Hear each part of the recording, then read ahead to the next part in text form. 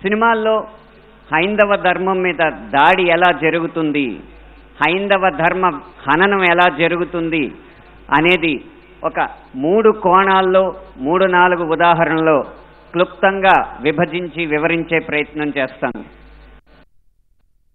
దాడి 3 కోణాల్లో జరుగుతుంది. అందులో ఒకటి కావ్యేతిహాస పురాణాలని వక్రీకరించడం, 2 తెర మీద కనిపించే పాత్రల్లో వినిపించే పాటల్లో హైందవ ధర్మాన్ని దుర్వినియోగం, 3 తెర వెనక మా ముందు అన్యమతస్థుల ప్రవర్తన. ఈ 3 అంశాల్లో మొదటిది కావ్య పురాణేతిహాసాల వక్రీకరణ. వాల్మీకి రామాయణం, వ్యాస భారతం భారత సాహితీ వాన్మయ శరీరానికి 2 కళ్ళ లాంటివి. కానీ అదే వ్యాస భారతాన్ని, అదే వాల్మీకి రామాయణాన్ని వినోదం కోసం వక్రీకరించిన సందర్భాలు కోకొల్లలు.